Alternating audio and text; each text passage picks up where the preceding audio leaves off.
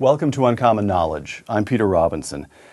Be sure to follow us, by the way, on Twitter at twitter.com/UNC Knowledge. Twitter.com/UNC Knowledge. You send us comments, send links related to each program, and let us know what you think of how we're doing. This is a new departure for us, so please let us know.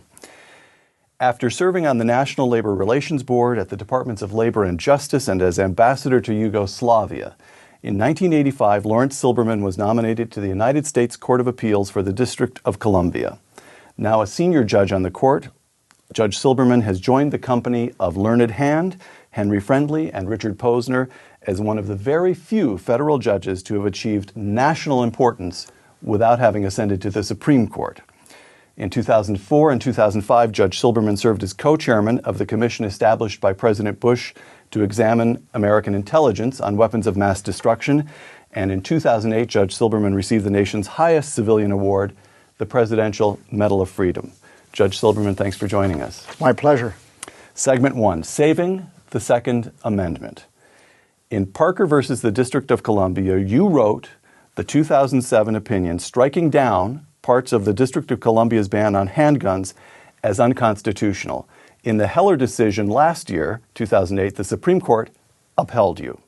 Let me quote you. You remarked recently, when the case first came to me, I had been under the impression that the Second Amendment, the right to bear arms, was a collective right. When I looked into it, I concluded to the contrary. Now explain for this layman what a collective right is, and then tell me what changed your thinking. Well, the theory had been for much of the 20th century in federal courts, and a theory that had attracted the views of Warren Burger, who gave a speech on it, that the Second Amendment's prefatory clause, which, as you know, relates to the a well-ordered militia is necessary. A well-regulated militia being necessary to the security of a free state, comma, the right of the people to keep and bear arms shall not be infringed. The notion was that that prefatory clause modified the right to keep and bear arms. That is to say, the prefatory clause indicated to some people and to a number of courts that there was no individual right. The right was only to act in a militia. Right. And it's only because I had never looked at the issue in any legal proceeding that I had this background view that came from a speech Warren Burger had given some years ago, that it was a collective right. When I started reading the briefs in the case and carefully looking at the language of the Second Amendment, I concluded otherwise. How come? What do you do with that? It seems to me, I'm a layman. There's the plain language of the Constitution. A well-regulated militia being necessary to the security of a free state, comma, the right of the people to keep and bear arms shall not be infringed. So it's pretty clear that one very reasonable argument is you get to carry a gun only to the extent that securing the defense of the District of Columbia is necessary, and nobody's worried about the defense of the District of Columbia. That can be handled by people other than individuals. Therefore, you don't actually have a right to bear arms. Well, that was the argument. But so what's wrong with the argument? Well, you're asking me to go review my opinion. Which is 70 pages long. Yes. That's a dirty trick. It is. But the essential point is that the framers of the Constitution were skilled lawyers. The prefatory clause describes the federal purpose, but the operative language, the right to keep and bear arms, was perceived by the framers, and the way it is drafted, it is clear that this is true, as a pre-existing right. It wasn't a right granted by the Constitution. It was a right that was protected by the Constitution. And it didn't say we create a right. It said the right shall be, as you... Shall not be infringed. Shall not be infringed, which implies that it pre-existed. Now, the reason why there's a prefatory clause is simply to suggest what the federal purpose in maintaining the right of individuals to bear arms. The federal purpose was so that they could be used in the event of a militia call. And indeed, the first Congress and the second Congress defined militia to include all able-bodied men between the ages, I think, of 18 and 40. So you were obliged to own a rifle or a shotgun or a pistol and a sword so that you would be prepared to come to the defense of the country or the state as a militiaman. Judge Silberman, do you mean to tell me that you addressed this critical issue in the District of Columbia in the 21st century entirely with reference to 18th century thinking, custom, practice? Why, you originalist, you. Yes, of course that's true. I plead guilty. I, like your prior interviewee, Nino Scalia, have the view that the Constitution must be read as any body of law, whether it's a statute or a contract or whatever, as it was written, with its original meaning. That's not the word original intent. That's a misleading phrase, but it's original meaning. And therefore, when you look at what the Second Amendment means today, you have to look at it, what was meant by it when it was written. Got it. Segment 2, arms and incorporation. You just mentioned Justice. He may be Nino Scalia to you. He's Mr. Justice Scalia to me. Quote, one of the mistakes over the last I'm quoting Justice Scalia, one of the mistakes over the last half century has been the so-called incorporation doctrine, which applied against the states the provisions of the Bill of Rights. The Bill of Rights begins, Congress shall make no law, not states shall make no law. But it's been accepted for half a century. It's too late. Close quote. Where does Judge Silberman stand on incorporation, the incorporation doctrine? Was it a mistake? Is it too late to fix it? It was judicial activism. It is too late. I agree with Nino entirely. The interesting question, which now is going to go to the Supreme Court, is whether the Second Amendment is incorporated. That of course, is where I'm heading. You were getting to. Now, my case involved the District of Columbia, so it didn't involve an incorporation question because the District of Columbia is a federal body. Right. So, but the interesting point about this, I just make an observation. I don't wish to suggest a conclusion to that question because it's going to go up to the Supreme Court from the Seventh and the Second Circuit and the Ninth Circuit. Ninth Circuit is out. Ninth Circuit is out here in California, plus the whole Western states, and the Ninth Circuit has held, as I recall, that the incorporation doctrine does include the Second Amendment. Right. The Second Circuit, in an opinion with which Judge Sotomayor joined, said it does not. The Seventh Circuit recently, in an opinion by Frank Easterbrook that Dick Posner joined, Chicago. Said, yes, that's Chicago, said, well, we're not going to decide that issue. It should be for the Supreme Court to decide it. The Ninth Circuit thought, well... you see all the trouble you caused. Yes. Well, of course, it was inevitable. But what should be noted is the Second Amendment doesn't say, as the First Amendment says, there shall be no federal law encroaching on the right of freedom of speech or assembly. It speaks more broadly. The right of the people to keep and bear arms shall not be infringed. Exactly. So there's even a stronger argument that you don't even have to reach the incorporation question for the Second Amendment. Literally, it could well be thought to apply to the states without the incorporation doctrine. The incorporation doctrine simply adds to it. I think it would be, frankly, anomalous for the Supreme Court to conclude that the Second Amendment creates or protected an individual right to keep and bear arms, but it doesn't apply vis-a-vis the states. I think it would be anomalous. That would be anomalous. Why has it not been judged until reading up on your decision in Parker, the last Supreme Court precedent was a case, the Miller case in 1939. We'd gone 7 decades without the Supreme, and apparently the Miller case, I didn't read, but I read about it. I confess, I'm a layman, not a jurist. Was a very technical, complicated decision that both sides, pro-gun force, anti-gun right people, both sides claim as precedent. 7 decades without a ruling by the Supreme Court. How come? Because until our court, to my opinion, no federal court had held that a statute was unconstitutional. And of course... Under the Second Amendment. Under the Second Amendment, yes, of course. And until that time, the Supreme Court really wasn't quite obliged to decide the issue. And in fact, I think there was a change, perhaps a modification of views of justices on the Supreme Court. The Miller case, as you correctly point out, was sort of very puzzling.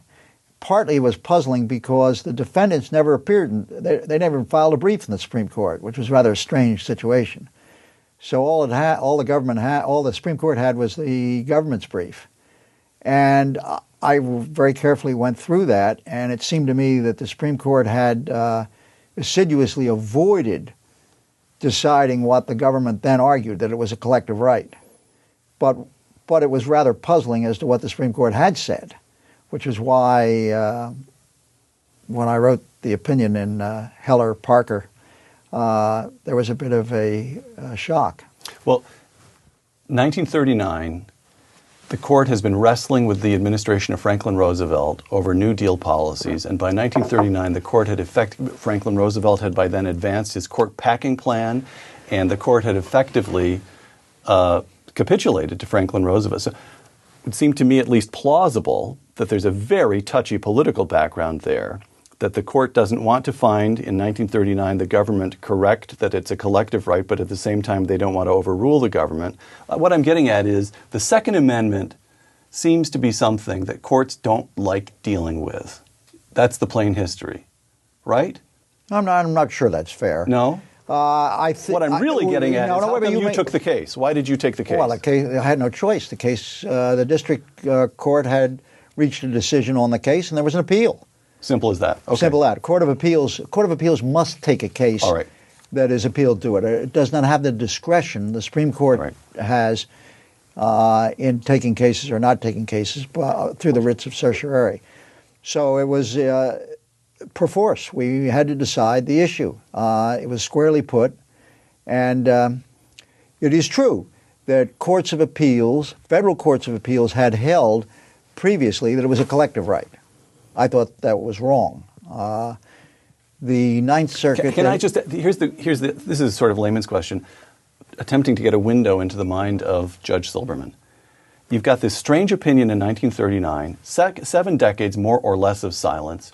A man you admired, Chief Justice Burger, had given a speech saying that the Second Amendment amounted to a collective right, and then Judge Silberman sits down, reads the briefs, pulls down the history books, and says, wait a minute, all of you guys were wrong.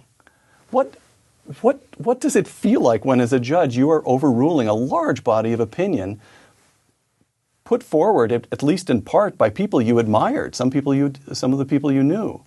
Well, admired is an overstatement. All right. I liked Warren Burger, but I didn't totally admire his jurisprudence.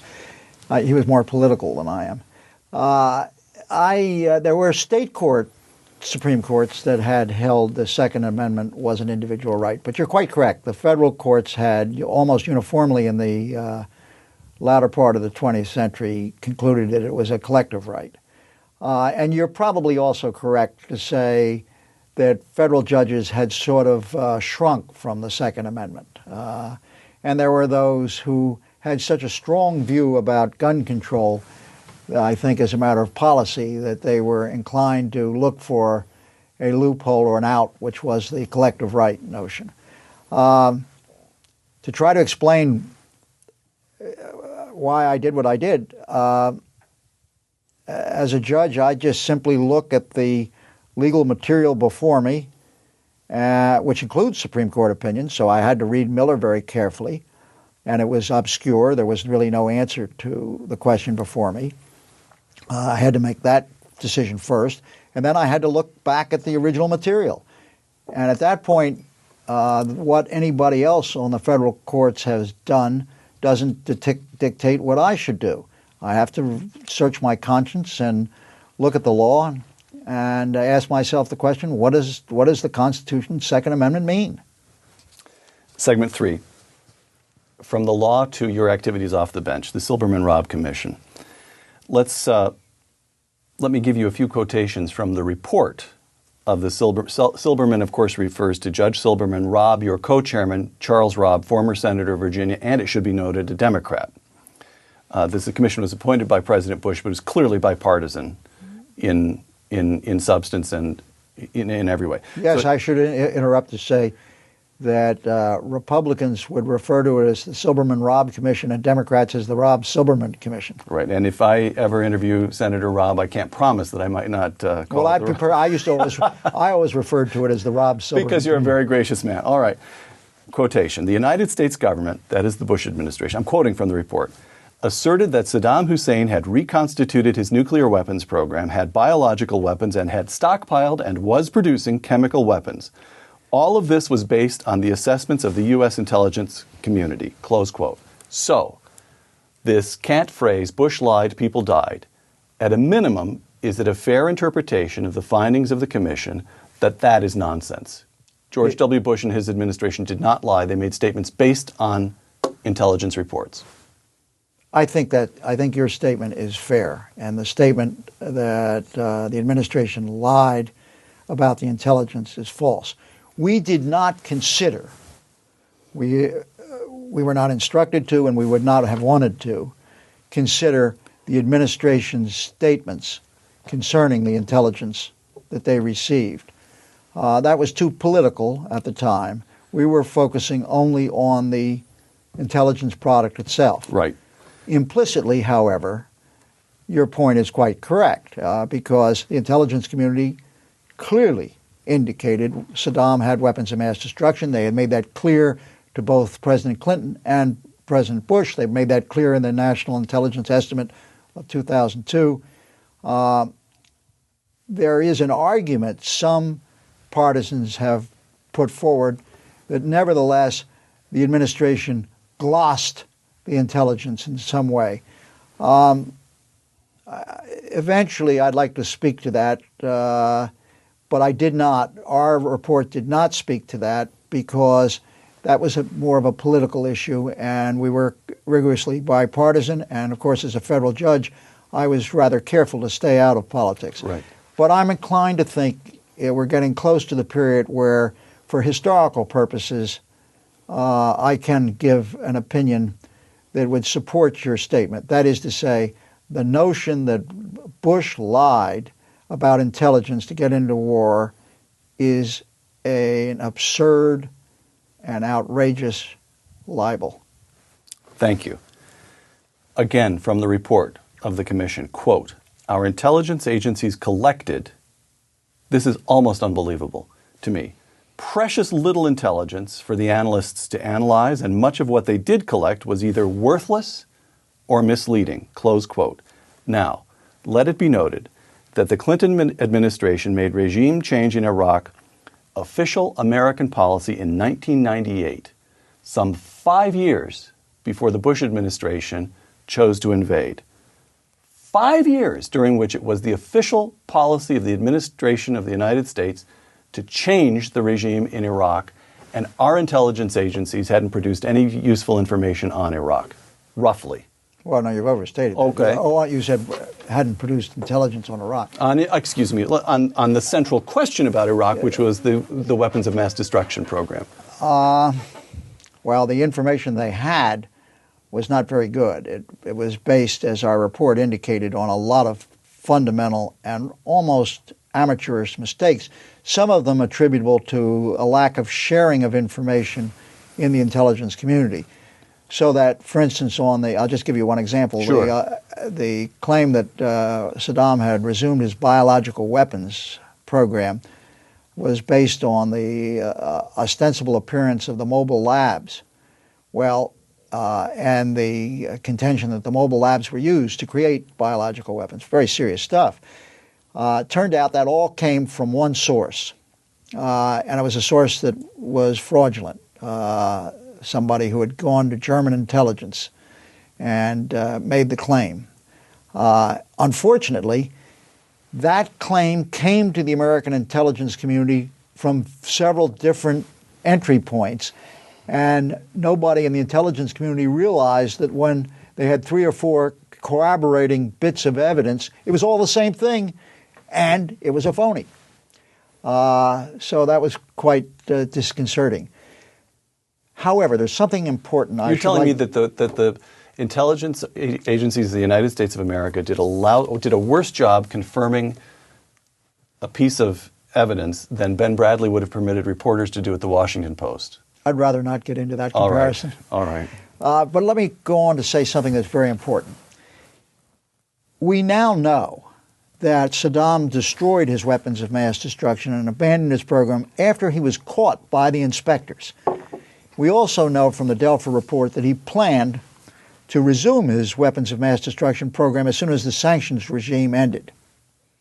So we know those facts. We're pretty sure of that. But it would have been impossible for any intelligence agency in the world, even the very best intelligence agency, to have determined that Saddam had destroyed his weapons of mass destruction program in 2002. And the reason why is even people at the highest level of the Iraq regime believed he had the weapons of mass destruction because he was running a big bluff. He was bluffing his own generals. He was bluffing his own people and Iran. He has recently said, we now know from recent material, when he was interrogated post the war, he said he indicated he wanted to run a bluff. So it would have been impossible for any intelligence community to come up with a conclusion that he destroyed his weapons of mass destruction. A first-class decision would have been, a first-class opinion would have been, we think it is probable that he has his weapons of mass destruction. He actually had them, we know that. He's used them in the past. We have no evidence that he destroyed them. Ergo, we think it's highly likely that he has weapons of mass destruction, but we can't prove it. Had the intelligence community said that, I think probably the country would have gone to war anyway. Right. Since most people were quite convinced that he had them. It was counterintuitive to believe that he had destroyed them, and he was running this bluff. So it's a bit unfair to say we went to war because of the intelligence community mistakes, because even had they done an absolute first-class job, it would have been impossible to have concluded that he destroyed his weapons of mass destruction. And beyond that, even then, he was planning to resume his weapons of mass destruction after the sanctions regime. Well, no, but you don't mean to provide a kind of sort of exculpatory comments about the intelligence community. They did a lousy job. No, they did That's clear. They did do a lousy job, but I'm discussing the difficulty of the problem. Counterfactual history. Okay. And what I think historians will have to look at, and they'll begin to look at when the political winds die down in Washington, is did we go to war based on mistaken intelligence, or even if there had been a good intelligence, would we have still gone to war? Because it would have been impossible to know he destroyed his weapons of mass destruction. And even if we had known that, we would also have known that he planned to resume them. Right. So I sometimes wonder whether it could be said this was a war of choice, or really whether it was an inevitable war, but the choice was more a question of timing. Segment 4, Will Lawyering Strangle Us? Just over 30 years ago, you published a very famous essay titled, Will Lawyering Strangle Democratic Capitalism? Let me read you a few assertions from that essay of 3 decades ago. You tell me in which instances you'd make the same assertion today and in which instances you might change your mind or put something a little bit differently. Quote, I'm quoting you, the legal process, because of its unbridled growth, has become a cancer which threatens the vitality of our forms of capitalism and democracy. Close quote. Yes. You want to stick with that? You'd stay with this? It might have been slightly hyperbolic, but I'd stick with it, yes. And in fact, I did write a subsequent essay 25 or 30 years later, and it was included in a law review article somewhere, in which I went back to consider the validity of the statements I had made before, and I concluded, yes, and if anything, it had become worse. When I graduated from Harvard Law School, there was actually In which year? 1961. Right. There was a serious concern expressed by the American Bar Association that we had too few lawyers. The Warren Court, of course, had an enormous impact on the growth of the legal profession. because after all, with all of its judicial activism, there was more and more power given to lawyers.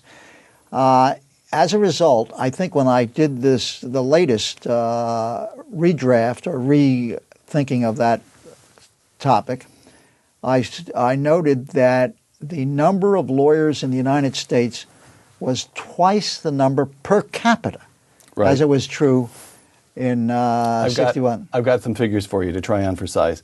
The number of lawyers in the country when you published the article in 1977, 448,000. The number of lawyers as of last year, 1,014,000.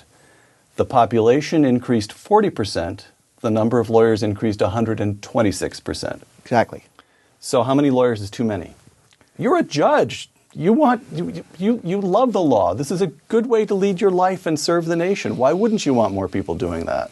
Because although lawyering is an essential component of democratic capitalism, and I pointed out in that article that Britain achieved enormous economic growth in the 17th and 18th century, in part because they had a more supple and better legal system than the continent. Right. But too much lawyering can be too much of a good thing. And I believe, and I believe now, that a disproportionate amount of our talent in the United States goes into law as opposed to business or other areas which are welfare enhancing and create wealth. Lawyers redistribute wealth, but they don't generally produce wealth. Once again, from Will Lawyering Strangle Democratic Capitalism, quote, "The growth of the legal process is not occurring without the wholehearted support of the American intelligentsia, those who fundamentally distrust choices made by the population as a whole, wish to divert as many issues as possible to the legal process." Close quote. You are a graduate of Dartmouth College, a fancy pants institution, and Harvard College, another fancy pants institution. Harvard Law School. Harvard Law School, and you have taught for years at Georgetown University Law School. You've spent some time in elite institutions of higher learning, Judge, and here you are slamming those folks, are you not? Well, no, I hope not. I'm not slamming those particular institutions. I am concerned about the disproportionate amount of talent in the United States that goes into the legal profession because it is not, I don't think, good for the country. I'd rather see a smaller percentage of our talented people go into law, more going into business and other associated professions, which create wealth. One more quotation here. Law school. Incidentally, go ahead. Derek Bach, who was president of Harvard, who was my professor at Harvard Law School, some years after I gave that article, gave a speech in which he reflected the same views, that a disproportionate amount of our talent was going into law. All right. Slightly different point, however, but it's your point. Law schools, quote, "Law schools are centers of distrust for capitalism, as well as impatience with democratic institutions," close quote. Here's what I'm getting at. In your article, you're concerned about the growth of lawyering, but you also make the point at a number of places in 1977 that academia is distrustful to a remarkable extent of capitalism and business and indeed of the democratic process. Would you care to stand by that statement today, that point? Absolutely. How come? What is it about academia that does that? You know, it's an interesting question. I had a discussion once with the then dean of Harvard Law School, in which I was complaining about the onslaught of law professors who were so hostile to democratic capitalism, or certainly hostile to capitalism. And he, who was a first-class person with some balance, said, well, academics are always on the left. And I thought about that and wrote him back a note. I said, you know, that's not true. First of all, academics in the United States in the 20s were generally conservative, particularly in elite institutions. But a more dramatic example might be brought to bear from Germany, when the academics in Germany were one of the first groups to embrace Nazism. So I'm not sure academics are necessarily drawn to the left. They're drawn to overall systems And just as the academics in Germany were drawn to fascism, some academics are drawn to quasi-Marxism, which generates a hostility to capitalism. For that matter, so did some of fascism had its hostility to capitalism too. Right. But it doesn't necessarily mean that academics are on the left. Is it self-interest? Is it that they want more? That they essentially want? Is it the dream of Plato's philosopher king? Yes. They're smarter than these crude businessmen. Why shouldn't they be running things? Exactly correct. That's it? Exactly All correct. Right. Segment 5. Back to Laurence Silberman, jurist. Once again, your friend, Mr. Justice Scalia, quote, "The theory of originalism gives the Constitution the meaning that its words were understood to bear at the time they were promulgated," close quote. You subscribe to that. Absolutely. You're an originalist. Absolutely. All right. Now, here come the problems. To be an originalist is to hold that a lot of decisions over the last half century, and particularly those of the Warren Court, were wrongly decided. But it is also to grant a great deal of weight to stare decisis, to precedent. So how do you handle the problem which an originalist must confront again and again and again? Here's the meaning of the Constitution, but here is the body of precedent with which I as a jurist am forced to contend.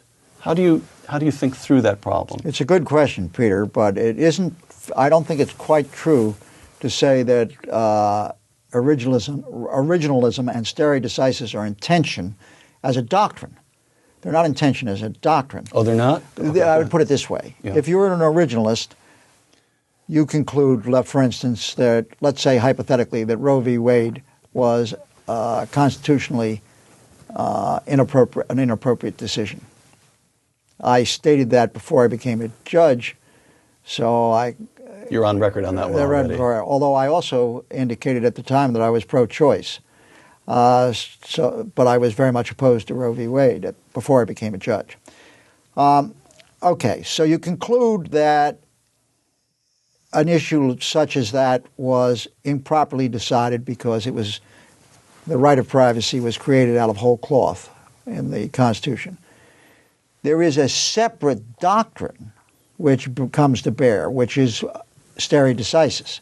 It's not inconsistent with originalism, but it may require you as a judge to consider hard whether you wish originalism to trump stare decisis. Do you see what I mean? They're not yes. They're not intellectually inconsistent. It's a question of choosing in which case and for which set of reasons one may be forced to trump the other. Exactly to choose right. one trumping the other. Exactly right. Right. And so it can be strongly argued today that even if Roe v. Wade was incorrectly decided, that it would be too much of a traumatic impact on the country to rip it out. Okay, so next problem that this layman sees for you originalists runs as follows. Well, it came up a moment ago. We were talking about, I quoted your friend Justice Scalia on the doctrine of incorporation, and he thinks it was a mistake. It's a misreading of the 14th and 15th Amendments, but it's too late to do anything about it. So what's the point in being an originalist if it's too late to do anything about anything? It reminds me of this quotation from G.K. Chesterton: "The job of progressives is to keep on making mistakes, and the job of conservatives is to keep them from being corrected." Yes. Exactly. Well, the short answer is if I had not been an originalist, I would not have decided the Second Amendment case as I did. And after all, that was an issue that was open because the Supreme Court had not decided.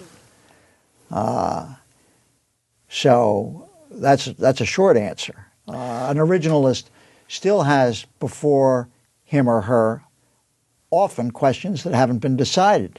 Often? Well, so here is a layman again. What I'm sorting out and trying to sort out is...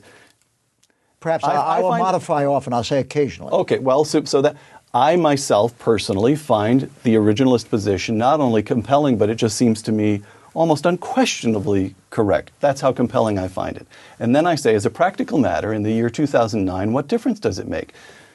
Even as brilliant and committed an originalist as Judge Laurence Silberman is only able to get back to the original meaning of the Constitution in a case where there was no major decision for 7 decades. No, that's an unfair statement. All right, good. That's tell an unfair me statement. why that's wrong. Well, I'd say hypothetically, had I been on the Supreme Court at the time Casey was decided, which was 1990.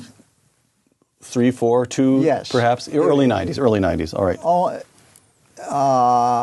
I might well have voted with Scalia and Thomas to overturn Roe v. Wade. That was the moment when they had a choice. Remember, that's the case in which Tony Pennsylvania. Kennedy, Right. David Souter, and Sandra Day O'Connor wrote a separate concurring opinion re-endorsing Roe v. Wade, although modifying it somewhat. One could say, logically, that was a time when you could overrule Roe v. Wade. And one could logically conclude that, well, now wait a minute, 20 years later, at that point, you've got too many settled expectations. The argument in favor of not overruling Roe v. Wade in 2009 is stronger than it was in early 90s. And as a general matter, the argument for a precedent becomes stronger every day, roughly speaking. Of course. Okay, so last question. Although you should be able to pop into my face. Well, what about the Plessy versus Ferguson? Remind me of Plessy. Plessy versus Ferguson is a case in the 1890s holding that segregated schools are perfectly constitutional. Right. And it gets overturned in 1954 in Brown. Right, in Brown versus Ford. 60 years later. Yes, and you would quite legitimately point out and say, well, wait a minute. Why wasn't that settled expectations? And the answer to your point is there's tension between an originalism view that, oh my gosh, we made bad mistakes 20 years ago, and we should change it. But what Nino pointed out with respect to the incorporation doctrine, then you're ripping out hundreds of cases. If you took the position today that the incorporation doctrine was a fiction and you shouldn't buy it, you would be ripping out not just one case or two cases or three cases. You'd be ripping out hundreds of cases. And incidentally, I still make the point, even if you didn't have an incorporation doctrine, the Second Amendment could well be interpreted as banning statutes which prohibit gun ownership in the states. Here's the question. Let me put it to you this way. Somewhere watching this interview, there's going to be some first year. This interview will likely air later this summer. So let's say it's somebody who's about to head off to law school, maybe to your institution, your alma mater, Harvard Law School, or maybe somebody who's going to turn up in one of your classes at Georgetown Law School. And this young man or woman is thinking, should I join the Federalist Society? This is the group of lawyers who broadly speaking stand with originalism and view themselves, as I understand it, as a kind of movement within the profession to get back to the Constitution, to support originalism. Is it worth my time to join the Federalist Society because, A, over the period of my career, there will be enough marginal decisions, this could make a difference.